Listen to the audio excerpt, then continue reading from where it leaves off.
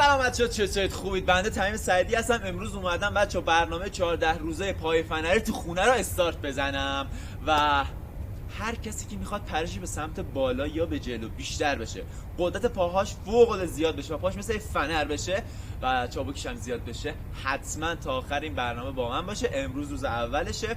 نکات مهمی که تو این دوره باید مراقبش باشید، رعایت بکنید اینه که قبل از هر تمرین بچه شما موظف هستید گرم بکنید برای اینکه آماده بشید برای تمرینات و در نهایت سرد کردن رو حتما انجام بدید. ویدیوهای گرم کردن و سرد کردن رو داخل یه ویدیو دیگه آماده کردم براتون، لینکشو میذارم، حتما انجام بدید. یادتون نره بدون معطلی و حرف اضافه برید سراغ این برنامه خفن.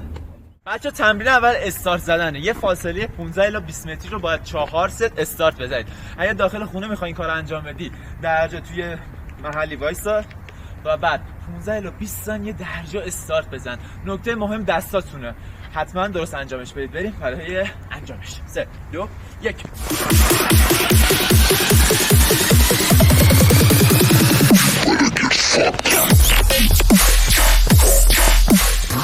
بچه تمرین دوم، شما یه کیف لازم دارید یا یه جسمی که یکم ارتفاع داشته باشه. کاری که میکنی این تمرین رو 3 بار 10 تایی انجامش میدی. میذارید زمین و پاها عرضشونه باز، میپرید این ور میپرید این ور، فقط بدون مکس. اگر اوایل داری این کار انجام میدی مکس کردی اشکالی نداره، ولی بعدها تندش کن، بدون مکس مهمه. بریم 3 2 1.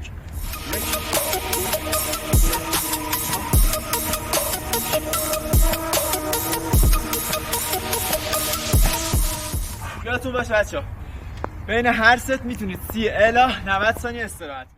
تمرین سوم بچه‌ها، این تمرین رو 3 ست 6 تایی انجام میدید.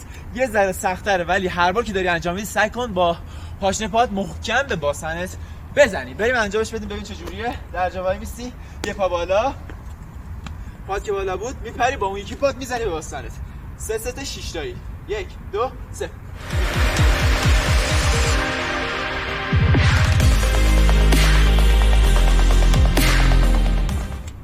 بچه تمرین چهارم، حرکت تاک جامپ. تو این تمرین بچه تا جایی که میتونی محکم میپری بالا حد اکثر و بعد زانوهاتو به سینت نزدیک میکنی. 3 ست 8 تایی. بریم انجامش بدیم. 1 2 3.